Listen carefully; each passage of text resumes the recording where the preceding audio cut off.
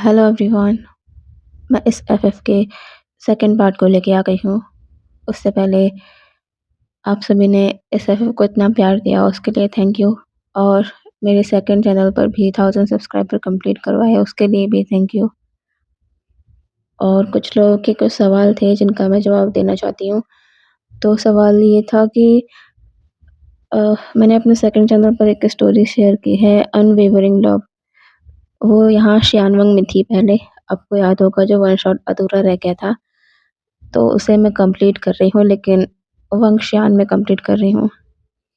तो आपको यही बताना था। और हाँ, आप लोग रिक्वेस्ट करते हैं वन शॉट के लिए, तो अभी तो मैं बिल्कुल पूरा नहीं कर पाऊँगी क्योंकि वन शॉट में मैं पूरी तरह से डिस्टर्ब हो जाती हूँ। मतलब 6-7 दिन लग ही जाते हैं यार मेरे को एक वन शॉट को तैयार करने में, तो मुश्किल है अभी थोड़ा-सा। तो आप लोग अभी इंतज़ार करिए, ठीक है? जैसे मुझे टाइम मिलेगा तो मैं कोशिश करूँगी बनाने की। ओके? पेशेंस रखिए, वन शॉट भी लेके आऊँगी, ठीक है? तो अभी स्टार्ट करते हैं। फर्स्ट पार्ट में हमने देखा था कि रणवंजी ने खुद को सैक्रिफाइस कर दिया था वैन किंगडम को, और वो वैन सैनिकों के साथ वैन किंगडम के लिए निकल चुका था। पर बीच में उसे नकाबपोश लोगों ने घेर लिया था और उनके इरादे रणवंजी को साफ नहीं नजर आ रहे थे, और इसीलिए रणवंजी बिना परवाह किए खाई से कूद गया था। और उसके बाद जैसे ही वो सैनिक वहाँ से जाते हैं, उन सभी के जाने के बाद एक नीली रोशनी में चमकता विशाल ड्रैगन रणवंशी को अपने पंजों में पकड़ा हुआ नीचे खाई से ऊपर आसमान की तरफ उड़ता हुआ बादलों में कहीं गुम हो जाता है। अब यहाँ से देखते हैं एक अलग ही दुनिया आसमान में बादलों में छिपी हुई, जो है स्काई रेलम। स्काई रेलम बहुत ही दूर तक फैला हुआ है और बहुत ही सुंदर दुनिया है। वही वही नीली रोशनी में चमकता विशाल ड्रैगन जो जो दानवांगजी को होल्ड किए हुए है, वो एक इनविजिबल पोर्टल के थ्रू आसमान की गहराइयों में चला जाता है। कोई भी साधारण इंसान कभी ये जान नहीं पाएगा कि आसमान में एक पोर्टल है, इनविजिबल पोर्टल, जो स्काई रेलम में खुलता है। स्काई रेलम छिपी हुई दुनिया है जिसे लोग देखकर भी नहीं देख पाएंगे। स्काई रेलम के अंदर प्रवेश करते ही वो नीला ड्रैगन तेज गर्जना, तेज चीख की आवाज़ करते हुए आगे की तरफ बढ़ता चला जाता है, जैसे कि वो स्काई रेलम में रह रहे लोगों को, सभी लोगों को बताना चाहता है कि वो आ गया है। और इस तेज गर्जना को सुनकर नीचे रह रहे लोग अपने अपने महल से बाहर निकल रहे हैं और ऊपर की तरफ देख रहे हैं। यहाँ रह रहे सभी लोग ड्रैगन्स हैं। ये जगह बादलों के बीच है, तो यहाँ यहाँ फ्लोर नहीं नज़र आ रहे। हर तरफ सफ़ेद सफ़ेद धुआं है जो फ्लोर को ढके हुए है। सुंदर सुंदर महल है जहाँ पर ड्रैगन्स रहा करते हैं। वो नीला ड्रैगन सामने ऊंचाई पर नज़र आ रहे विशाल महल की तरफ बढ़ रहा है, और उसके पीछे पीछे और भी ड्रैगन्स आ रहे हैं, क्योंकि वो भी तो जानना चाहते हैं कि आज आज उनके प्रिंस किस लिए इतने ज़्यादा खुश हैं। ज़्यादातर तो वो नाराज़ और गुस्सा ही करते रहते हैं, पर आज आज ऐसा क्या हुआ है। वो नीला ड्रैगन उस विशाल पैलेस के बड़े से मैदान में आकर रुकता है और अपने बड़े बड़े विंग्स से लनवांगची को कवर कर लेता है कि कोई लनवांगची को देख ना पाए। ऐसा करने के बाद अब वो ड्रैगन और ज़ोर ज़ोर से आवाज़ें करने लगता है। उसकी इतनी तेज आवाज़ को सुनकर पैलेस से लोग बाहर आ रहे हैं, और नीले ड्रैगन के पीछे पीछे आ रहे सभी ड्रैगन्स जो बहुत ही उत्सुक हैं ये जानने को कि क्यों उनके प्रिंस इतने खुश हैं, वो सभी भी मैदान में उतरते हैं और ड्रैगन से ह्यूमन फॉर्म में कन्वर्ट हो जाते हैं। पर वो नीला ड्रैगन वो ह्यूमन फॉर्म में कन्वर्ट नहीं हुआ, वो अपने विशाल नीले ड्रैगन फॉर्म में ही है। पैलेस से पहले दो शख्स बाहर आते हैं, एक अल्फा और एक ओमेगा। अल्फ़ा जो है उसका नाम है बाईलोंग और ओमेगा ओमेगा गर्ल जिसका नाम है शिंगलुओ। वो दोनों पहले तो उस नीले ड्रैगन को झुककर बो करते हैं और फिर कहते हैं, प्रिंस वे, क्या हुआ? वो ड्रैगन जैसे उन दोनों की बात में कोई ध्यान नहीं देता और लगातार अपना चीखना चिल्लाना जारी रखता है, जैसे कि वो किसी किसी स्पेसिफिक पर्सन के आने का इंतज़ार कर रहा है। और शायद ऐसा ही है क्योंकि क्योंकि पहले से एक और इंसान बाहर आता है। ये अल्फ़ा दिखने में मोस्ट हैंडसम है। उसकी मस्कुलर बॉडी और जो रोब्स उसने पहने हुए हैं ब्लैक एंड रेड कॉम्बिनेशन के, वो उसको और भी आकर्षित अट्रैक्टिव बना रहे हैं। चेहरा बहुत ही कोल्ड, काम, हैंड बैक में फोल्ड किए हुए और सर पर ब्लैक एंड रेड हीरो से चमकता क्राउन है। इस अल्फ़ा को पैलेस से बाहर आते देखते ही सभी लोग एक साथ अपना सर झुकाकर इस पर्सन को किंग कहकर ग्रीट करते हैं। और वो नीला ड्रैगन जो अभी तक चीख रहा था, वो एकदम से चुप हो गया है और वो भी धीरे से अपना सर झुकाता है, जैसे कि वो भी इस पर्सन को ग्रीट कर रहा हो। ये सामने खड़ा इंसान कोई और नहीं, ड्रैगन किंग वीवूशियान है, जो कि एक ब्लैक एंड रेड कलर का ड्रैगन है। वुशियान अपने सामने इस नीले ड्रैगन को ऊपर से नीचे तक देखता है। फिर वो कहता है, क्या हुआ? तुम इतना शोर क्यों कर रहे हो? वुशियान अब नीले ड्रैगन के जुड़े हुए विंग्स को देखता है और कहता है, और क्या छिपा रहे हो तुम? क्या है तुम्हारे पंजों में? वो ड्रैगन इस पर अपना सर इधर उधर हिलाता है और फिर धीरे से अपने अपने विंग्स को खोलकर थोड़ा पीछे हो जाता है। सभी ने देखा, एक एक ह्यूमन जो जख्मी है, एक ह्यूमन यहाँ स्काई रैलम में। सभी हैरानी से एक दूसरे को देखने लगते हैं। उनके प्रिंस एक ह्यूमन को यहाँ क्यों लेके आए हैं? वुशियान नीचे ज़मीन पर जख्मी पड़े एक इंसान को देखता है और फिर ड्रैगन को। वुशियान अपने काम एक्सप्रेशन के साथ कहता है, कौन है ये इंसान और इसे यहाँ क्यों लेके आए हो? इस पर वो ड्रैगन कुछ देर तक तो वुशियान को देखता रहता है। फिर वो एक आवाज़ करता है जो सभी ने सुनी। वुशियान को जब समझ आता है कि इस नीले ड्रैगन ने क्या कहा, तो अब वुशियान के फेस के एक्सप्रेशन थोड़े से बदल जाते हैं, हैरानी में। वुशियान के साइड में थोड़ी दूरी पर खड़ी शिंगलुओ और बाकी सभी खड़े लोगों को बहुत बड़ा झटका लगा ड्रैगन की कही बात को सुनकर। वो सभी तो अपने मुंह पर हाथ रख लेते हैं शॉक के कारण। वुशियान के पीछे खड़ा बाईलोंग, वो भी शॉकिंगली पहले उस ड्रैगन को देखता, फिर अपने किंग को। अब आगे क्या होने वाला है? सभी के अंदर यही सवाल है। वुशियान कुछ देर चुप रहने के बाद कहता है, तुम्हें पता है तुम क्या कह रहे हो? अपने होश में भी हो? जहाँ से इसे लाए हो वहाँ छोड़कर आओ अभी। वुशियान के ये कहने पर ड्रैगन को जैसे ये पसंद नहीं आया। वो अपना सर ऊपर कर एक गुस्से भरी ग्रॉल करता है और अनकॉन्शियस लानुअंगजे के पास आकर उसे सिक्योरली अपने विंग्स से कवर कर लेता है। वुशियान कहता है, जिद मत करो वेशियान, जो कह रहे हो वो हो नहीं सकता और ना ही ये आसान है। इसीलिए इस ओमेगा को जहाँ से लाए हो वहाँ छोड़कर आओ अभी। नीला ड्रैगन अपना गुस्सा भरा फेस वुशियान के करीब लाता है और एक ज़ोरदार दहाड़ लगाता है। शिंगलुओ और बाईलोंग जो वुशियान के पीछे खड़े थे, वो तो इस तेज हवा के फोर्स में पीछे जाकर गिरते हैं। पर वुशियान, वो अपनी जगह से हिलना तो दूर, उसकी आइज़ तक ब्लिंक नहीं हुई थी। वो वैसे ही अपनी जगह पर खड़ा है, अपने हाथों को बैक में फोल्ड किए हुए। वुशियान के लिए ये सब नया नहीं है। आए दिन वो इसका सामना करते रहता है, अपने बेटे के गुस्से का, उसका स्टबर्न बनने का, और आज भी यही हो रहा है। नीला ड्रैगन अब अपना गुस्से भरा फेस वुशियान से दूर करता है उसकी नज़र अब शिंगलुओ पर जाती है जो अभी-अभी ज़मीन से उठकर खड़ी हुई है।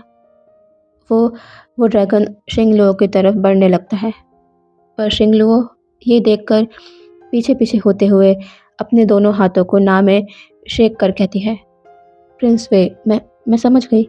आपको ऐसा करने की ज़रूरत नहीं है। मैं खुद चली जाऊँगी। आप तकलीफ़ मत उठाइए। जब तक आप वहाँ पहुँचेंगे, मैं आपको पहले से ही वहाँ मौजूद मिलूँगी, पक्का। ये कहकर शिंगलुओ अपनी थ्री फिंगर शो करती है। वो अब एक एक ऑकवर्ड स्माइल कर वुशियान को देखती है और उल्टे पैर वहाँ से तेज़ी से भाग जाती है। ड्रैगन अब एक बार नीला ड्रैगन अब एक बार वुशियान को देखता है और फिर लनवांगजी के पास आकर वापस से उसे अपने पंजों में होल्ड कर पैलेस की ऊंचाई पर उड़ जाता है। वुशियान अपनी ठंडी निगाहों से उसे जाते देख रहा है। यहाँ से देखते हैं पैलेस के एक बड़े से कक्ष का सीन। उस कक्ष की बालकनी में नीला ड्रैगन आकर रुकता है। इस कक्ष को देखकर ही लगता है कि ये ड्रैगन के रहने के लिए बनाया गया है और ऐसा सच में है भी, क्योंकि ये कक्ष इस नीली रोशनी में चमकते ड्रैगन का ही है। वो ड्रैगन अपने भारी कदमों से अंदर आता है। उसके चलने से पूरा ऐसा लग रहा है कि पूरा पैलेस हिल रहा है। वो अंदर आकर लानवांगजी को बेड पर धीरे से लेटा देता है। तभी उस कक्ष का डोर खुलता है और शिंगलुओ हाफते-हाफते अंदर आती है। वो ड्रैगन उसे देखकर एक आवाज़ करता है। शिंगलुओ के पीछे-पीछे कुछ और लोग भी आते हैं, अपने हाथों में कुछ सामान के साथ। शिंगलुओ जल्दी से लानवांगजी के पास आते हुए कहती है, माफ़ करिए प्रिंस वे, मैं बस थोड़ी सी लेट हो गई, पर आप बेफिक्र रहिए, मैं अभी अपना काम शुरू करती हूँ। ये कहकर शिंगलुओ लानवांगजी के ज़ख्मों को देखने लगती है। लानवांगजी को जगह-जगह पर कट के निशान हैं। बिना रोब्स को अलग किए शिंगलुओ अपना काम नहीं कर सकती, इसीलिए वो लानवांगजी की अपर लेयर्स को खोलने लगती है। ड्रैगन ये देखकर पलट जाता है और भारी कदमों के साथ उस कक्ष की बालकनी के थ्रू वहाँ से बाहर चला जाता है। अब इस कक्ष में बस शिंगलुओ और उसके साथ आए ओमेगा डिसाइपल्स हैं। शिंगलुओ लानवांगजी को ट्रीट कर रही है। अब यहाँ से देखते हैं कुछ समय बाद शिंगलुओ ने लानवांगजी के वुंड्स को ट्रीट कर दिया है और लानवांगजी के एक इनर लेयर को टाई कर दिया है लानवांगजी के ऊपर और लानवांगजी को ब्लैंकेट से कवर भी कर दिया है। तभी उस कमरे में नॉक होता है। शिंगलुओ वहाँ देखती है तो डोर पर वुशियान खड़ा हुआ है। शिंगलुओ बेड से उठते हुए कहती है, किंग आप अंदर आ सकते हैं, मैंने उन्हें ट्रीट कर दिया है। वुशियान अब उस बड़े से कक्ष के अंदर आता है और बेड के पास आकर खड़ा हो जाता है। उसकी नज़र अब लानवांगजी के चेहरे पर जाती है। शिंगलुओ कहती है, किंग, ये ओमेगा ह्यूमन कितना ज़्यादा खूबसूरत है ना। लगता ही नहीं कि ये ह्यूमन realm से है। ऐसा लगता है कि हेवन का कोई गॉड हो। वुशियान कुछ भी नहीं कहता। वो बस एकटक लानवांगजी के चेहरे को देख रहा है। वो अब धीरे से अपने एक हाथ को लानवांगजी की तरफ आगे बढ़ाता है, पर इससे पहले कि वुशियान का हाथ लानवांगजी के फेस तक पहुंच पाता, उस कक्ष में एक तेज गर्जना सुनाई देती है। सभी सामने देखते हैं तो ड्रैगन कक्ष में आ गया है। वो बेड के पास आकर अपना फेस आगे बढ़ा देता है। उसका बड़ा सा सर लानवांगजी को पूरी तरह ढक चुका है और वो जैसे अपनी पैनी निगाहों से वुशियान को देख रहा है। वुशियान अपना सर शेक कर 2 कदम पीछे हो जाता है। शिंगलुओ अपनी बड़ी-बड़ी आंखें कर पहले ड्रैगन को देखती है, फिर अपने किंग को। आखिर ये चल क्या रहा है इनके बीच?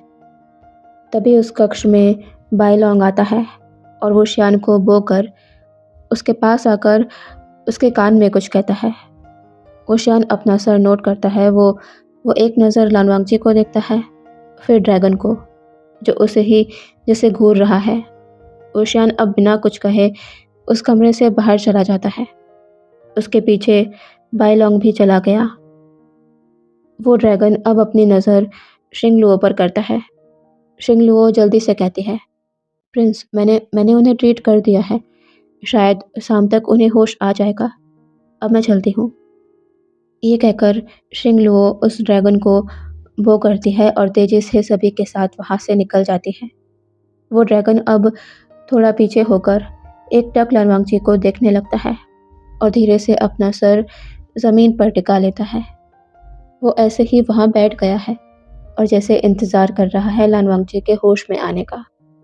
यहाँ देखते हैं बड़े से हॉल का सीन। ओशियान वहाँ बाइलोंग के साथ एंटर करता है। बाइलोंग ओशियान का जनरल है और शिंगलुओ वो भी इस महल में एक सेविका की तरह है, पर वो शियान ने कभी उसे ऐसा ट्रीट नहीं किया। वो कभी-कभी अपने बड़बोले नेचर की वजह से वुशियान के सामने ऐसी-वैसी हरकतें कर बैठती है। इस पर भी वुशियान उसे कुछ नहीं कहता, बस अपनी ठंडी निगाहों से उसे देखता है और शिंगलुओ समझ जाती है कि हाँ, उसने फिर से कोई गड़बड़ कर दी है। शिंगलुओ इन बाप-बेटों के बीच कभी-कभी पिस जाती है, जैसा कि अभी कुछ देर पहले हुआ, पर खैर, उसे आदत हो गई है इन सब की। वुशियान जब हॉल में एंटर करता है तो उस हॉल में पहले से ही बहुत से लोग मौजूद थे जो जो ड्रैगन्स नहीं हैं और ना ही स्काई रेलम के हैं। तो चलो जानते हैं कि ये लोग कौन हैं। ओशियान जाकर अपने किंग के थ्रोन पर बैठ जाता है। सामने खड़े लोग उसे उसे ग्रीट करते हैं। ओशियान अपना सर नोट कर इशारा करता है उन्हें बैठने का। सभी अपने अपने स्थान पर बैठ जाते हैं। ये जो सभी लोग यहाँ आए हैं वो सभी हेल के निवासी हैं, नर्क के, और कुछ गोस्ट रेलम के, जैसे जैसे हेल के किंग हैं यान वोशी, जो कि एक रेड फिनिक्स है, और उनका ओमेगा शेनशियाओ। शेनशियाओ के शोल्डर पर एक छोटे साइज का रेड फिनिक्स है, जो कि यान वोशी और शेनशियाओ का बेटा है, यान यानचैन। ऐसे ही हेल के आधे हिस्से को रूल करने वाले मोरान और उनका ओमेगा चुवैनिंग। चुवैनिंग के आसपास एक ब्लैक वोल्फ चक्कर लगा रहा है। ये उन दोनों का बेटा है, मोशियो। और इनके अलावा 2 कपल्स और हैं वहाँ, जो हेल से ही ह्यूमन रेलम के नीचे कनेक्टेड गोस्ट रेलम के रहने वाले हैं। गोस्ट सिटी का राजा हुआचेंग और उनका ओमेगा शेलियन, जो कि हेवन के गॉड हैं। हाँ, यकीन करना मुश्किल है पर यही सच है। शेलियन गॉड होकर गोस्ट किंग का हस्बैंड है और उनका भी बेटा है जो अभी इस समय तो यहाँ पर नहीं है। और आखिरी कपल है वैन केजिंग और जाओ जिसू। वैन केजिंग गोस्ट रेलम में गोस्ट वैली का किंग है और उन दोनों की एक ओमेगा बेटी है जो 9 टेल फॉक्स है, जो चुपचाप से जाओ जिसू की गोद में बैठी हुई है। ओशियान इन सभी को देखता है और कहता है, आप सभी एक साथ यहाँ पर। इस पर सबसे पहले मोरान कहता है, वे काका, हमने जब सुना तो हमें तो बहुत बड़ा झटका लगा, पर पर आप इतना नॉर्मल और काम कैसे हैं? ओशियान कहता है, मोरान, क्या कह रहे हो? क्या पता लगा तुम्हें? वैन केजिंग कहता है, वही जिस खबर ने केवल स्काई रेलम को ही नहीं बल्कि हेल और गोस्ट रेलम को भी हिलाकर रख दिया है।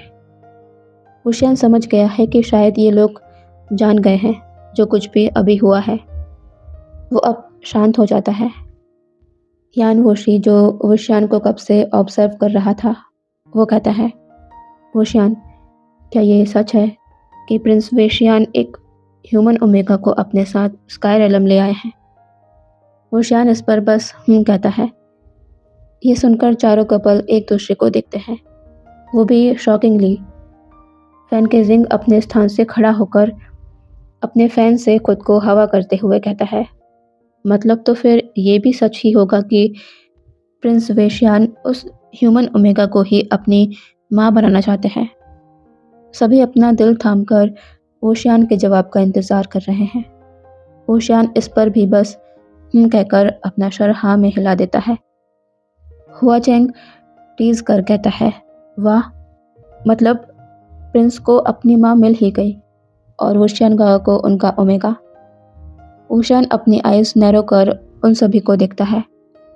तभी तभी हुआ चैंग का ओमेगा यानी श्रीलियान कहता है, सलाम, ये मजाक की बात नहीं है, ये गंभीर विषय है। करीबन करीबन 100 सालों से प्रिंस वेशियान अपनी माँ की तलाश कर रहे हैं। आज तक उन्होंने किसी भी ड्रैगन या किसी किसी अलग एंटिटी पर अपना कोई भी इंटरेस्ट नहीं दिखाया है और ना ही कभी किसी को हमारे सामने इस तरह लाया है कि वो इसे अपनी मदर चुनना चाहते हैं। जबकि हम सभी ने देखा है उनकी तड़प को, वो कितनी शिद्दत से अपनी माँ को चाहते हैं। वो चाहते हैं कि सबकी तरह उनकी भी माँ हो। वो भी नॉर्मल ड्रैगन्स की तरह होना चाहते हैं जो ह्यूमन फॉर्म्स में भी कन्वर्ट हो जाए। और आज इतने साल बाद उन्होंने पहली बार किसी ओमेगा को चुना है कि वो उनकी माँ बने। ये गंभीर बात है। इसका मतलब तो यही है कि उन्हें उस ओमेगा से वो मदरली फीलिंग आई है जो जो उन्हें कभी किसी और से नहीं आई। श्रीलियान अब ओशियान को देखता है और कहता है, किंग, आपने क्या सोचा है? अब आगे आप क्या करने वाले हैं? श्रीलियान ने जो जो बातें कही वो सारी सच है।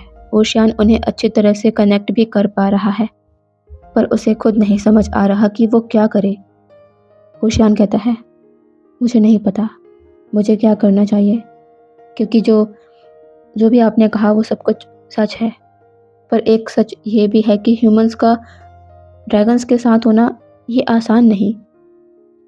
पर मैं एकदम से कोई भी फैसला नहीं ले सकता, ना ही उस ओमेगा को वापस ह्यूमन रेलम भेज सकता हूँ। मैंने वेश्यान से कहा पर उसने मेरी बात नहीं मानी। आप सभी जानते हैं कि वेश्यान कितना ज़िद्दी और गुस्से वाला है। जो उसने सोच लिया वो करने से वो कभी पीछे नहीं हटेगा और ना ही कोई उसे ऐसा करने से रोक सकता है, वरना वो गुस्से में बेकाबू होकर कुछ भी कर बैठता है, अपने आप को भी नुकसान पहुंचाने से पीछे नहीं हटता। इसीलिए मैं जल्दबाजी में कोई भी फैसला नहीं लूँगा। कभी कभी मैं सोचता हूँ कि मैंने वेश्यान को तो इस दुनिया में ले आया, पर मैंने उसके नतीजों के बारे में क्यों नहीं सोचा। जैसे जैसे वो बड़ा होगा आसपास की चीज़ें उसे अफेक्ट करेंगी और अब वैसा ही हो रहा है। यान वोशी कहता है, ओशियान, तुम्हें जल्दबाजी में कोई भी फैसला लेने की ज़रूरत नहीं है। तुम एक आखिरी बार प्रिंस को समझाओ कि ड्रैगन्स और ह्यूमंस का मिलना मुश्किल है। वो ओमेगा प्रिंस वे की मदर नहीं बन सकता, और यदि प्रिंस फिर भी ना माने तो वो श्यान, तुम ही अपने आप को समझा लेना और उस ओमेगा से मैरिज कर लेना।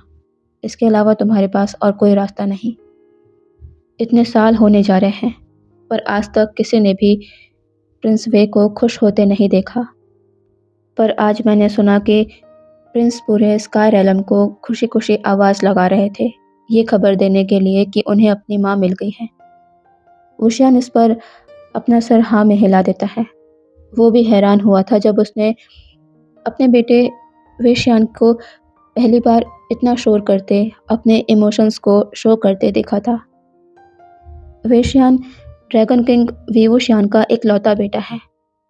वेशियान के जन्म की कहानी बहुत ही विचित्र है। उससे पहले हम वोशियान के बारे में जान लेते हैं। वोशियान कई हज़ारों साल पुराना ड्रैगन है। वो तब से ड्रैगन किंग है जब से ये स्काई रेलम गॉड के द्वारा बनाया गया है। ह्यूमन से पहले अलग अलग तरह की एंटिटीज़ इस अर्थ में हुआ करती थी। स्काई रेलम के समय ही हेल का निर्माण हुआ था, जिसे रेड फिनिक्स रूल करते हैं, जो कि यान वोशी है। स्काई रेलम को वीवूशियान रूल करता है, जो एक ब्लैक एंड रेड ड्रैगन है। फिर धीरे धीरे ह्यूमंस दुनिया में आए। समय बीतता गया। किसी भी रेलम का किंग होना आसान नहीं होता। बहुत सी जिम्मेदारियां होती है जिन्हें पूरा करना होता है, वरना उनकी दुनिया चलेगी कैसे। वोशियान भी इस जिम्मेदारियों से भाग नहीं सकता था। जिम्मेदारी किंग के वंश को आगे बढ़ाने की। इसका मतलब वोशियान को भी प्रकृति के नियमों को फॉलो करना होगा और अपना वंश आगे बढ़ाना होगा। सभी ने यही सोचा। ओशियान को बस अपनी यही ज़िम्मेदारी नज़र आई कि उसे अपना खून इस दुनिया में लाना है, यानी जो आगे आगे उसके वंश को आगे बढ़ाएगा। पर इसका मतलब ये नहीं कि ओशियान ये काम किसी ओमेगा को अपनी ज़िंदगी में शामिल करके ही करे। ओशियान दो तरह से अपने बच्चे को इस दुनिया में ला सकता था। एक तो ओमेगा ड्रैगन के साथ मेटिंग के थ्रू, और दूसरी सिर्फ अपनी एनर्जी से, जिसमें किसी ओमेगा का कोई इन्वॉल्वमेंट ना हो। और ओशियान ने दूसरा तरीका अपनाया, जिसके लिए ओशियान कभी-कभी रिग्रेट भी करता है। ओशियान हज़ारों साल पुराना ड्रैगन किंग है। वो इतना काबिल है कि किसी भी जीव को पैदा कर सकता है। ऐसे ही दूसरा तरीका अपनाते हुए वेशियान का जन्म हुआ, जो सिर्फ ओशियान की एनर्जी से बना हुआ है। स्काई रेलम का ओशियान के बाद दूसरा सबसे पावरफुल ड्रैगन है वेशियान। ओशियान डार्क एनर्जी का मास्टर है, इसीलिए उसका ड्रैगन स्वरूप भी काला और लाल रंग का है। और पता नहीं क्यों वेशियान वो नीली रोशनी में चमकता पैदा हुआ, और आज भी उसका स्वरूप नीला चमकता ड्रैगन ही है, जो प्योर एनर्जी को दर्शाता है। वेशियान पूरी तरह डार्क पावर नहीं रखता ओशियान की तरह, बल्कि उसके अंदर का काफ़ी हिस्सा प्योर एनर्जी का है, जो काफ़ी शॉकिंग है क्योंकि स्काई रेलम, हेल और गोस्ट रेलम, ये सभी के अंदर रहने वाली एंटिटीज़ डार्क पावर कैरी करते हैं। पर वेशियान वो सभी ड्रैगन से सबसे अलग है, और यही यूनिकनेस उसे वुशियान के बाद सबसे ज़्यादा पावरफुल बनाती है। वुशियान ने अपनी पावर से वेशियान को तो इस दुनिया में ले आया, पर वो नहीं जानता था कि इसके बाद उसे इस तरह की प्रॉब्लम फेस करनी पड़ सकती है। वुशियान भले ही कितना ही पावरफुल क्यों ना हो, पर हर एक चीज़ में कुछ कमी तो रह जाती है। वैसे ही वुशियान के क्रिएशन में कमी रह गई, वेशियान को बनाने में कमी रह गई। वेशियान को बनाने का भी ड्रॉबैक था, और ओशियान उन ड्रॉबैक्स को पूरा कर पाने में हमेशा नाकाम रहा। पहला ड्रॉबैक तो ये था कि बिना ओमेगा के इन्वॉल्वमेंट के, यानी बिना मेटिंग के, वेशियान का जन्म होने की वजह से वो कभी ह्यूमन फॉर्म में कन्वर्ट नहीं हो पाएगा। वो हमेशा अपने ड्रैगन फॉर्म में ही रहेगा। और दूसरी कमी ये कि वुशियान इमोशनली वेशियान को वो प्यार नहीं दे पाया जो अक्सर बच्चे की माँ उसे देती है। और वुशियान को ये समझने में काफ़ी देर लग गई कि वेशियान की खामोशी, ज़िद और अचानक गुस्से का कारण क्या है। वो भी माँ का प्यार चाहता है, जैसे सभी की माँ है। वो चाहता है कि उसकी भी माँ हो। वुशियान अपने बेटे को ऐसे तड़पते नहीं देख सकता था। वेशियान कभी भी पैलेस से निकल जाया करता। दिनों तक पैलेस नहीं लौटता था।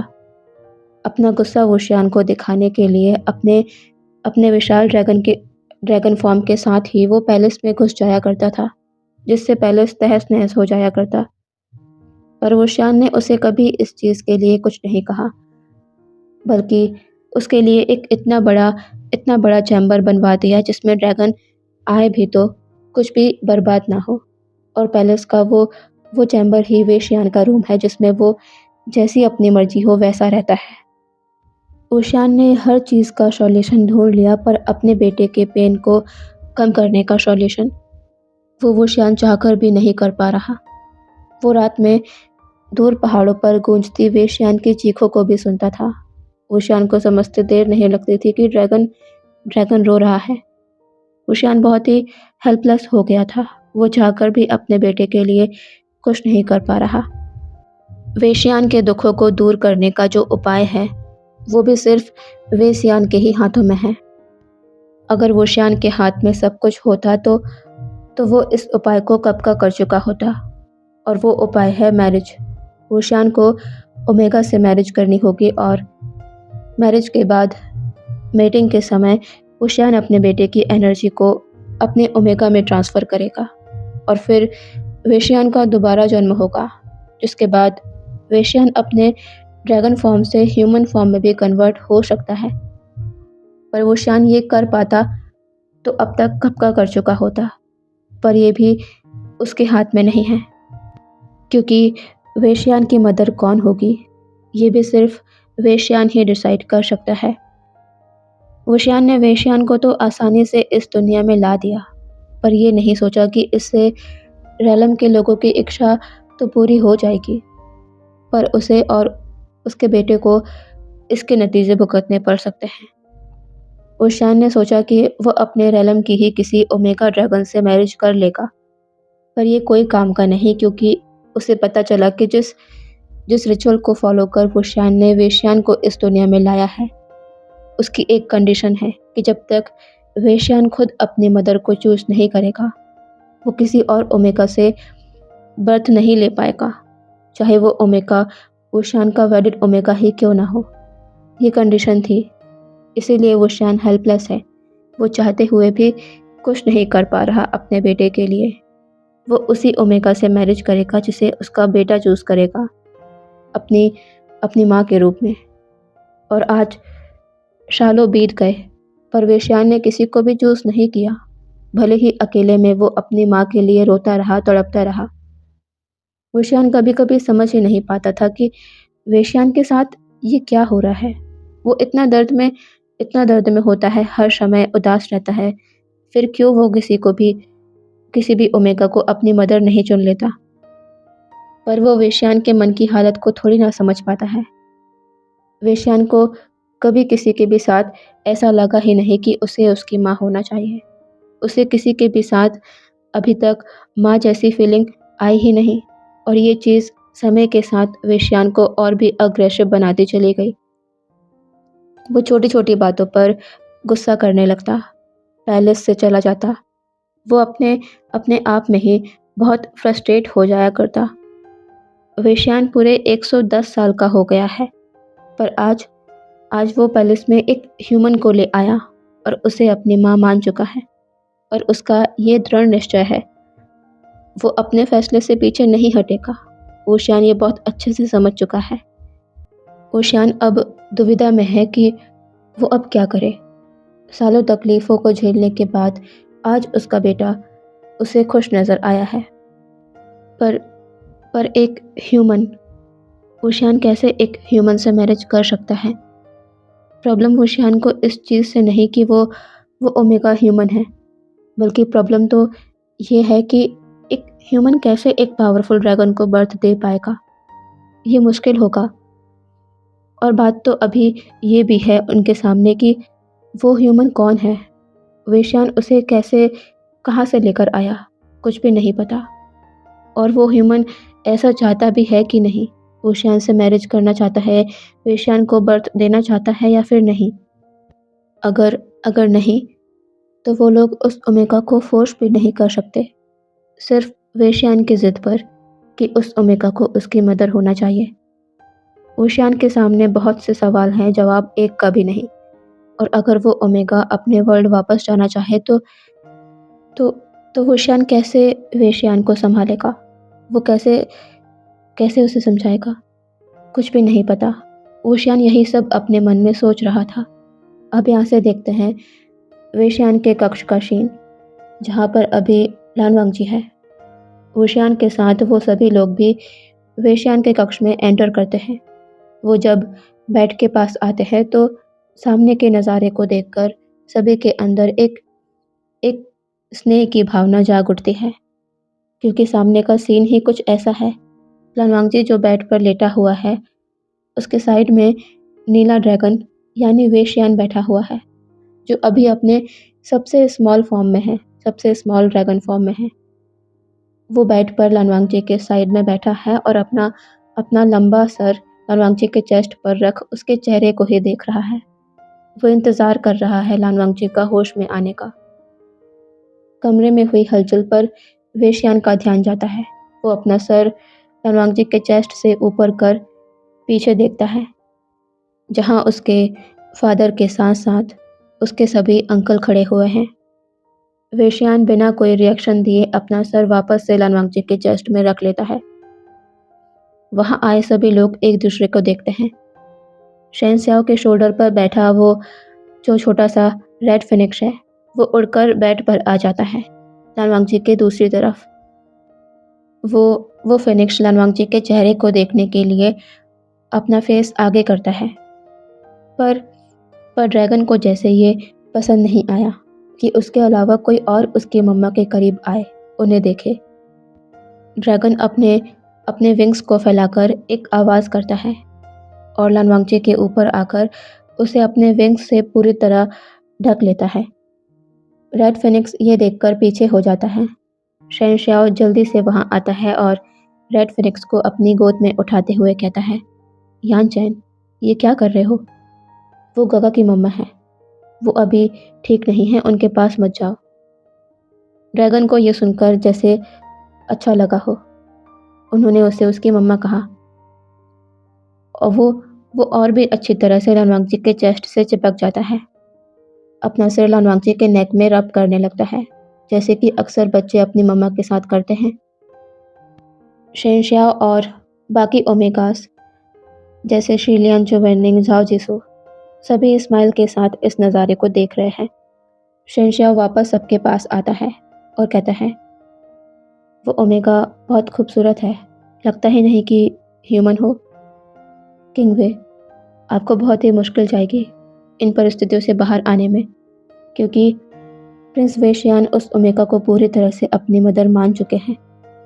वो किसी को भी उनके पास नहीं आने दे रहे। ओशियान कहता है, सही कहा आपने। उसने मुझे भी उसके करीब नहीं जाने दिया। उसे डर है कि हम उस ओमेगा को उससे दूर कर देंगे। ऐसे में मैं समझ नहीं पा रहा कि मैं उससे बात कैसे करूं। उसे समझाना तो दूर की बात है। जाओ जिसू कहता है, फिर आपको उस ओमेगा से ही बात करनी चाहिए, उसके होश में आने के बाद। आप उसे सारी बातें बताइए वेशियान से जुड़ी, देखते हैं कि वो ओमेगा इसके लिए मानता है या नहीं। वेशियान बस अपना सर नोट कर देता है। अभी के लिए आए हुए सभी लोग वापस अपने अपने रैलम लौट जाते हैं। यान वोशी, मोरान हेल के लिए और हुआचेंग वेनकेजिंग गोस्ट रैलम के लिए। वोशियान भी वेशियान को लान वांगजी के पास छोड़कर वहाँ से चला जाता है। थोड़ा समय बीतता है। अभी शाम ढलने लगी है, अंधेरा होने वाला है। वेशियान के कक्ष में बेड पर लेटे लान वांगजी की आइज़ धीरे धीरे ओपन हो रही है। वो जब पूरी तरह अपनी आइज़ को ओपन कर इस जगह को देखता है, तो पहले तो वो कुछ भी समझ नहीं पाता कि वो कहाँ है और ये इतनी अजीब, इतनी बड़ी सी जगह, ये वो कहाँ पर है। लान वांगजी अपने आप को देखता है। उसके जख्म भर गए हैं। वो तो खाई में गिर गया था। फिर वो यहाँ कहाँ आ गया है।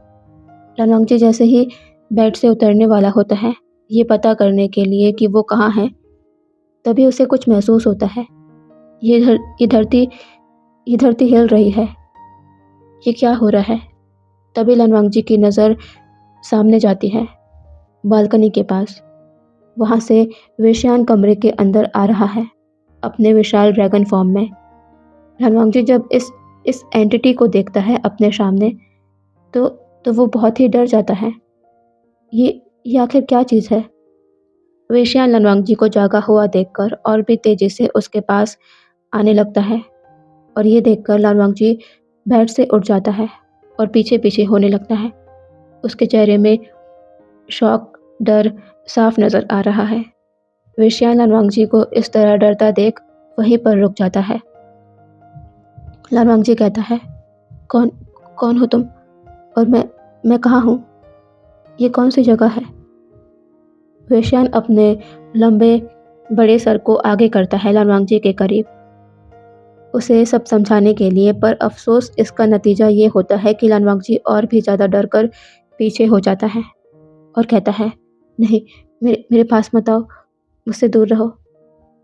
किसी भी ह्यूमन के लिए इस तरह की एंटिटी को अपने सामने देखकर ऐसा रिएक्ट करना नॉर्मल है, पर वेशियान जो अभी बच्चा ही है और लान वांगजी को अपनी मम्मा मानने लगा है, उसके लिए ये स्वीकार करना बहुत ही पेनफुल है कि उसकी मम्मा उसे खुद से दूर जाने को कह रही है।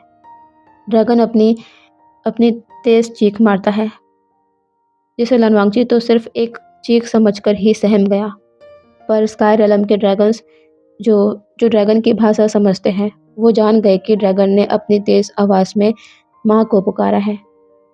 वेशियान फिर कोशिश करता है लनवांगची के पास आने की, पर लनवांगची का उससे बार-बार दूर भागने की वजह से वो हार मानकर लनवांगची से दूर जाकर खड़ा हो जाता है। उसके अंदर अभी ढेरों इमोशंस एक साथ हावी हो रहे हैं। गुस्सा, अपनी माँ के पास जाने की इच्छा, उसका हेल्पलेस होने की वजह से कुछ भी ना कर पाना। इन सभी इमोशंस के इम्बैलेंस होने की वजह से ड्रैगन अपने अपने छोटे आकार में नहीं बदल पा रहा। तभी अचानक लनवांगची की आंखें फिर से बंद होने लगती हैं। उसके शरीर से बहुत सा खून बह गया है। उसके अंदर अभी उतनी एनर्जी भी नहीं है और इस इस शॉक की वजह से लनवांगची के लिए अपनी जगह पर खड़ा हो पाना मुश्किल हो रहा है। लनवांगची अनकॉन्शियस होकर फ्लोर में गिर जाता है। वेशियान जल्दी से लनवांगची के पास आकर अपने अपने बड़े माउथ से लनवांगची की बॉडी को शेक करने लगता है, उसे जगाने की कोशिश करने लगता है।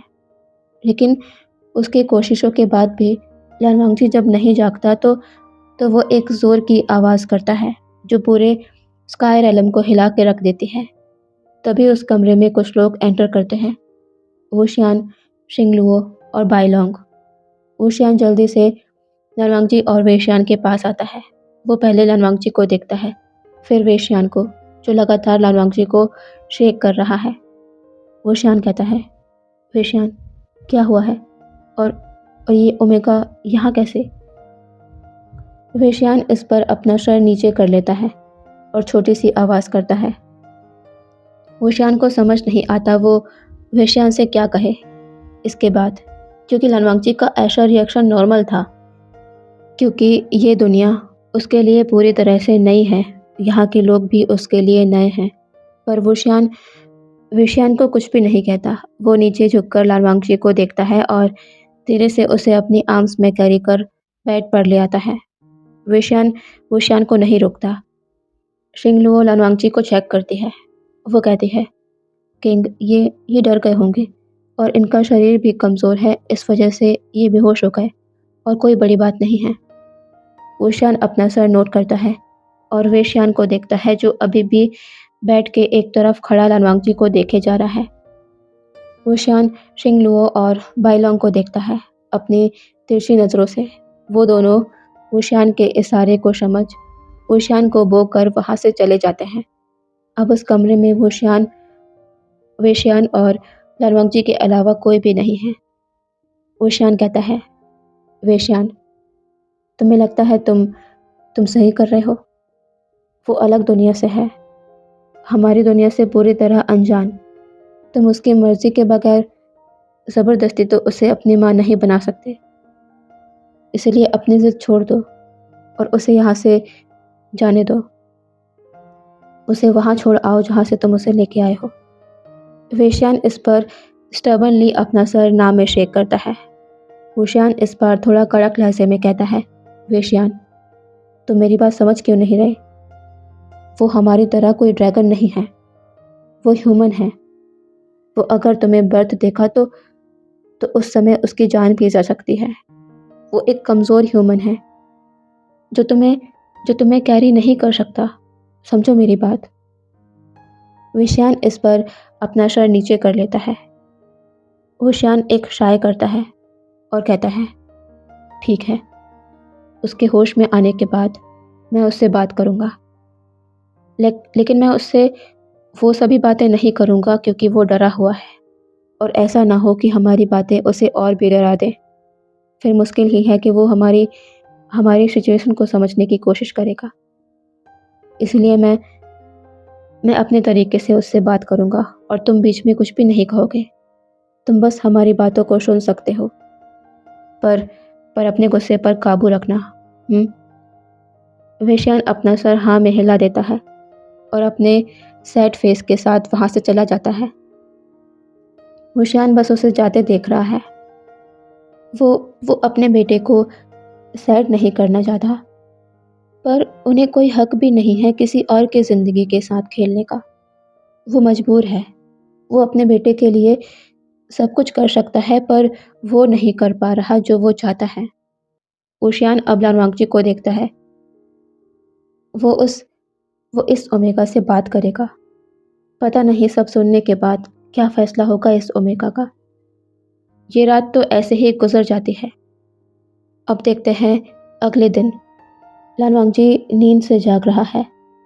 वो बेड से उठ जाता है। वो अपने आसपास देखता है और इस जगह को देखते ही उसे रात की बातें याद आती है। कल उसने यहाँ पर एक अजीब क्रिएचर को देखा। क्या वो सच था या उसका कोई वहम? लालवांगजी बेड से उतरकर आसपास चीज़ों को देखने लगता है। आगे बढ़ते बढ़ते वो उस बड़ी सी बालकनी तक आ पहुंचता है जो वेश्यान के कमरे में आने का रास्ता है। लालवांगची को समझ नहीं आता कि यहाँ पर ये कमरा और ये जगह इतनी बड़ी क्यों है, जैसे कि ये किसी इंसान के रहने की जगह नहीं हो। ये ख्याल आते ही लालवांगची को रात की बात याद आती है। वो क्रिएचर तो क्या क्या वो सच में था? और हाँ, वो तो इसी तरफ से आया था। तो क्या ये उसके रहने का स्थान है? लालवांगची और जानने की जिज्ञासा से आगे बढ़ता है। थोड़ा आगे चलकर उसे आसपास बस सफ़ेद धुआं ही धुआं नजर आता है। वो जब बालकनी से नीचे देखता है तो एकदम से सहम कर पीछे हो जाता है, क्योंकि ये पैलेस बहुत ही ऊंचाई पर बना हुआ है। नीचे बाकी घर बिल्कुल छोटे छोटे नजर आ रहे हैं, क्योंकि ये वेश्यान का कमरा है जो कभी भी किसी भी फॉर्म में यहाँ पर आ सकता है। इसीलिए वेश्यान का कमरा महल के सबसे ऊपरी हिस्से पर बनाया गया है। धनवंतरी को समझ नहीं आ रहा वो ये कहाँ आ गया है। तभी एक आवाज़ लालवांगजी के कान में सुनाई देती है। तुम जाग गए? लालवांगजी इस आवाज़ को सुनकर जल्दी से पीछे पलटता है। उसके सामने एक अल्फा खड़ा हुआ है जिसे लालवांगजी नहीं जानता, जो कोई और नहीं विवोशियान है। ओशियान कहता है कि तुम्हें अब ठीक लग रहा है? लालवांगजी कोई जवाब नहीं देता। वो बस एकटक ओशियान को देख रहा है। थोड़ी देर बाद वो कहता है, आप आप कौन हैं और ये कौन सी जगह है? ये कल्टीवेशन वर्ल्ड तो नहीं जहाँ मैं रहता था? ओशियान अपना सर नोट कर कहता है, ये कोई ह्यूमन वर्ल्ड नहीं, ये स्काई रेलम है जहाँ ड्रैगन्स रहा करते हैं। लालवांगजी मन में दोहराता है, ड्रैगन्स? मतलब वही जो आसमान में उड़ते कभी कभी लोगों को नजर आए थे, पर किसी ने भी उन्हें करीब से नहीं देखा था। मतलब वो कोई मिथ नहीं था। सच में ड्रैगन क्रिएचर्स होते हैं जो स्काई रेलम में रहते हैं। लालवांगजी को बहुत ही बड़ा शौक लगा ये जानकर। वो कुछ समय के लिए तो कुछ कह ही नहीं पाता। वो श्याम लालवांगजी की हालत को समझ पा रहा था। वो कहता है, मैं जानता हूँ अभी तुम बहुत सी और भी ऐसी बातें जानोगे जो तुम्हें बहुत हैरान कर देंगी और तुम्हारे लिए नई होंगी। उससे पहले तुम पहले कुछ खा लो, क्योंकि तुम अभी भी कमज़ोर हो। तुम्हारे जख्म पूरी तरह भरे नहीं हैं। वुशैन इतना कहकर पीछे पलटकर वहाँ से चला जाता है। उसके जाने के बाद शिंगलुओ वहाँ आती है। उसके हाथ में कुछ है। लालवांगजी कमरे के अंदर आता है और शिंगलुओ को खड़ा देखता है। शिंगलुओ स्माइल कर कहती है, मेरा नाम शिंगलुओ है और मैं किंग वी वुशियान के खास इंसानों में से एक हूँ। लालवांगजी कन्फ्यूजिंगली कहता है, किंग किंग वी वुशियान? शिंगलुओ कहती है, हाँ, किंग वी वुशियान, जो अभी अभी आपसे बात करके यहाँ से चले गए। वो हमारे किंग हैं, स्काई रेलम के किंग। कई हजारों साल पुराने ड्रैगन हैं, ड्रैगन किंग। वो वही हमारे सभी ड्रैगन्स के राजा हैं। रणवांगजी कहता है, ड्रैगन्स? क्या क्या आप भी? शिंगलुओ कहती है, हाँ, मैं भी और यहाँ जितने भी लोग रहते हैं वो सभी ड्रैगन्स हैं, वो भी कई साल पुराने। इसीलिए हम अपना स्वरूप बदल सकते हैं, हर समय ड्रैगन फॉर्म में नहीं रहते। हम सभी इमॉर्टल्स हैं। रणवांगजी कहता है, ये जगह कहाँ पर है? मतलब ह्यूमंस ह्यूमंस कभी यहाँ तक पहुँच क्यों नहीं पाए? इस पर शिंगलुओ कहती है, ऐसा कभी पॉसिबल ही नहीं है कि ह्यूमंस स्काई रेलम पहुंच जाएं। जब तक हम ड्रैगन्स खुद नहीं चाहेंगे यहाँ पर कोई नहीं आ सकता। लान वांगची कहता है, फिर फिर मैं यहाँ पर कैसे?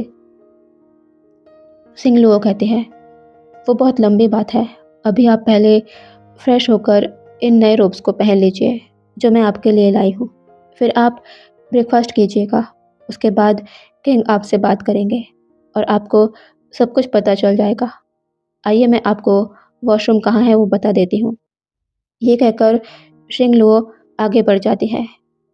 लनवांगजी के पास इसके अलावा और कोई विकल्प नहीं, तो वो भी शिंगलुओ के पीछे चला जाता है।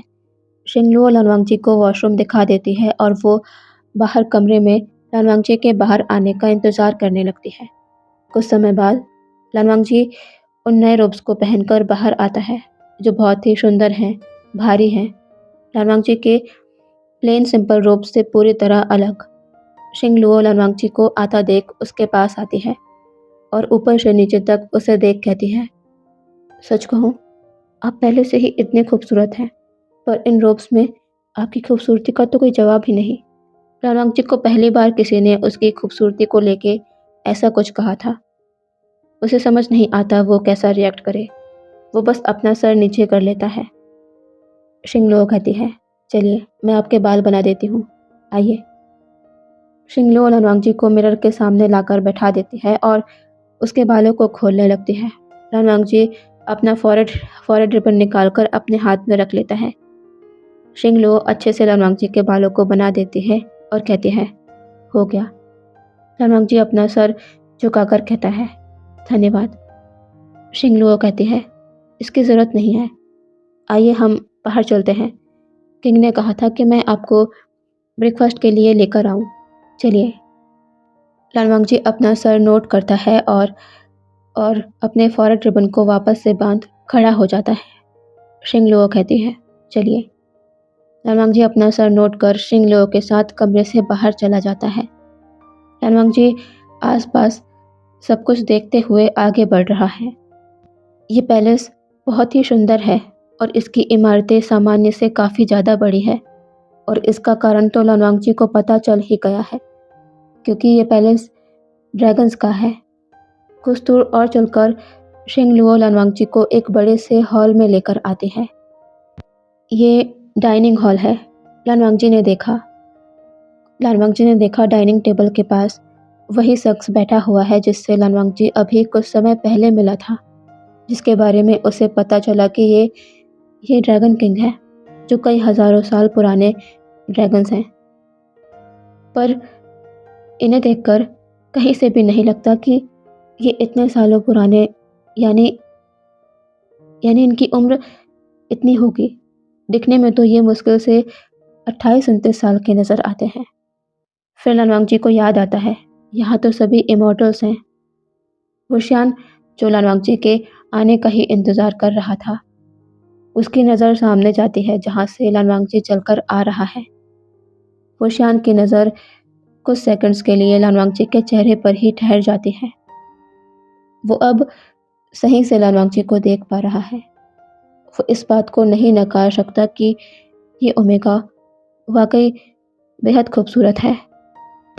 हुशियान की नज़र तब लनवांगजी के चेहरे से हटती है जब लनवांगजी उसके सामने कुछ दूरी पर आकर खड़ा हो जाता है और रिस्पेक्टफुली झुककर हुशियान को ग्रीट करता है। हुशियान अपना सर नोट कर लनवांगजी को अपने सामने वाले स्थान पर बैठने का इशारा करता है। लनवांगजी बिना कुछ कहे वहाँ पर आकर बैठ जाता है। शिंगलुओ हुशियान और लनवांगजी को ब्रेकफास्ट सर्व करती है। हुशियान लनवांगजी को देख कहता है, ब्रेकफास्ट शुरू करो, उसके बाद हम बात करेंगे।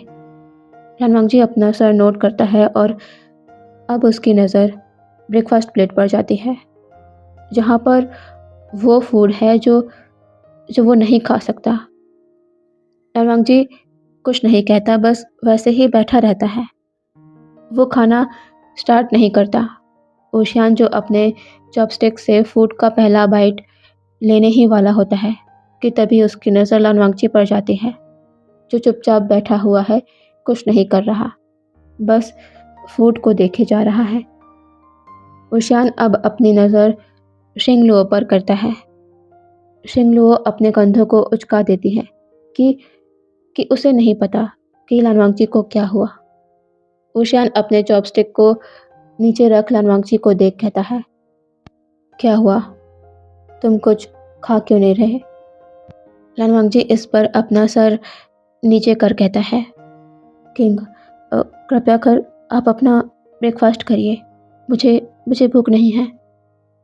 ऊशियान अपनी आइज नैरो कर लानवांगची को देखता है। अभी अभी उसके कहने पर लानवांगची ने अपना सर नोट किया था ब्रेकफास्ट के लिए, पर अभी एकदम से वो खाने के लिए मना कर रहा है। क्यों? ऊशियान कहता है, तुम्हें कुछ खाना ज़रूरी है, तुम कमज़ोर हो अभी, तुम्हारे शरीर को एनर्जी चाहिए। लानवांगची बस अपना सर नीचे ही रखता है, वो कुछ भी नहीं कहता और ना ही फूड खाना शुरू करता है। ऊशियान कहता है, क्या बात है? तुम साफ साफ कह सकते हो, क्या हुआ है? तुम खाना क्यों नहीं खा रहे? लानवांगची अपनी नज़र ऊपर कर ऊशियान को देखता है, जो उसके जवाब का इंतज़ार कर रहा है। लानवांगची कहता है, वो मैं। शिंगलुओ कहती है, क्या हुआ? क्या आपको ये खाना पसंद नहीं आया? पर आपने तो अभी तक फूड का एक बाइट भी नहीं लिया है, फिर कैसे आपको? तभी ऊशियान कुछ देर सोचने के बाद कहता है, क्या तुम नॉनवेज नहीं खाते? लानवांगची इस पर तुरंत ऊशियान को देखता है और फिर धीरे से अपना सर हाँ में हिलाते हुए कहता है, हमारे किंगडम में नॉनवेज और स्पाइसी फूड नहीं खाया जाता, बस बॉयल वेजिटेबल्स ही खाते हैं। माफ़ कीजिए, मैं ये फूड नहीं खा सकता। ऊशियान ने सब सुना। वो अब शिंगलुओ को देख कहता है, वेजिटेबल सूप बनाओ और उसमें हीलिंग हर्ब्स भी मिक्स करना। शिंगलुओ जी किंग कहकर वहाँ से चली जाती है। लानवांगची उसे रोकना चाहता था, पर उससे पहले ही शिंगलुओ तेजी से वहाँ से चली गई। लानवांगची अब ऊशियान को देख कहता है, किंग, आपको परेशान होने की ज़रूरत नहीं है, मैं ठीक हूँ। ऊशियान कहता है, तुम नहीं हो, तुम्हें फूड की ज़रूरत है और इसमें कोई भी परेशानी की बात नहीं है। परेशानी की बात तो तब होती जब तुम बिना बताए उस फूड को खा लेते जो तुम नहीं खाते। लानवांगची अपनी नज़र नीचे कर लेता है। दोनों के बीच एक अजीब सा साइलेंस है। ऊशियान सोच रहा है कि ये ओमेगा नॉनवेज नहीं खाता और ना ही नॉर्मल खाना खाता है बाकी लोगों की तरह, बस प्लेन बॉइल्ड फूड। ऊशियान ने कई पुराने ग्रंथों को पढ़ा है, तो उसे ये पता है कि ह्यूमंस अपनी स्पिरिचुअल एनर्जी को संतुलित और अपने आप को संयम में रखने के लिए इस तरह के दिनचर्या का पालन करते हैं। सादा खाना खाना, कम बोलना, और ये ओमेगा वैसा ही है, मतलब ये किसी श्रेष्ठ कुल से है। अचानक से ऊशियान को याद आता है, उसे तो इस ओमेगा का नाम ही नहीं पता। उन दोनों के बीच की साइलेंस को ब्रेक करते हुए ऊशियान कहता है, तुम्हारा नाम क्या है? लानवांगची ऊशियान को देखता है और अपनी लो वॉइस में कहता है, लानवांगची, मेरा नाम लानवांगची है। ऊशियान अपना सर नोट करता है। तभी उसके मन में एक और सवाल अपने आप उठ जाता है, जब उसे मैरिज का ख्याल आता है कि अगर उसे इस ओमेगा से मैरिज करनी पड़ी तो उसे उसकी एज पता होनी चाहिए। ऊशियान थोड़ी हिम्मत कर ये पूछ भी लेता है। वो कहता है, और तुम्हारी उम्र कितनी है? लानवांगची इस पर थोड़ी देर चुप रहने के बाद कहता है, 18 साल। ऊशियान थोड़ा शॉक होता है। 18 साल? ये ओमेगा बहुत छोटा है, अभी उससे पूरे 12 साल छोटा है। उस उम्र में जब ऊशियान इससे ज़्यादा नहीं बढ़ सकता, मतलब ऊशियान 30 साल की उम्र में अपनी इमॉर्टलिटी हासिल कर चुका था, तो उसकी उम्र 30 साल में रुक गई है, बाकी वो तो कई हज़ार साल से स्काई रेलम में है। ऊशियान अब आगे कुछ नहीं कहता। उसी समय शिंगलुओ वहाँ आ जाती है लान वांगजी का फूड लेकर। लान वांगजी उसे धन्यवाद करता है। वुशियान लान वांगजी को अब खाने का इशारा करता है। लान वांगजी और वुशियान अपना अपना ब्रेकफास्ट स्टार्ट करते हैं। थोड़ी ही देर में दोनों का खाना हो जाता है। वुशियान और लान वांगजी अब वापस वेशियान के कक्ष की तरफ लौट गए हैं। वो दोनों साथ में चुपचाप कमरे की तरफ बढ़ रहे हैं। वुशियान पहले कमरे में एंटर करता है, फिर लान वांगजी। लान वांगजी जैसे ही अपनी नज़र सामने करता है तो एकदम से अपनी ही जगह पर रुक जाता है। उसके सामने बेड के पास वही नीला ड्रैगन खड़ा हुआ है जिसे लान वांगजी ने कल देखा था। ड्रैगन की नज़र जब वुशियान और लान वांगजी पर जाती है तो वो अपने कदम उनकी तरफ बढ़ाने लगता है। ये देखकर लान वांगजी अपने कदम पीछे ले रहा है। वुशियान ने ये नोटिस किया और वो आगे बढ़कर अपना एक हाथ ड्रैगन के चेहरे पर रख कहता है, वेशियान रुक जाओ, मैंने अभी उससे बात नहीं की है। वो अभी भी तुमसे डरेगा, इसलिए तुम बस यहीं खड़े रहो, उसके पास मत जाओ, मैं उससे बात कर रहा हूँ। वेशियान अपने कदम पीछे ले लेता है और थोड़ी दूरी पर जाकर चुपचाप खड़ा हो जाता है। वुशियान पीछे पलट लान वांगजी को देखता है और कहता है, क्या मैं तुमसे अब बात कर सकता हूँ? लान वांगजी पहले वुशियान को देखता है, फिर ड्रैगन को, जो बस लान वांगजी को ही देख रहा है। वुशियान ये देखता है और कहता है, डरो मत, वो कुछ भी नहीं करेगा, भरोसा रखो। लान वांगजी धीरे से अपना सर नोट करता है और वुशियान के पास आकर खड़ा हो जाता है। वुशियान लान वांगजी को पास के ही टी टेबल के पास बैठने का इशारा करता है। लान वांगजी चुपचाप जाकर वहाँ बैठ जाता है। वुशियान भी उसके सामने वाले स्थान पर आकर बैठ गया है। अब इनके बीच क्या बातें होती हैं वो हम कल देखेंगे। कल मैं इसका नेक्स्ट पार्ट अपलोड करूँगी, ठीक है? कल मिलते हैं नए पार्ट के साथ। Bye bye.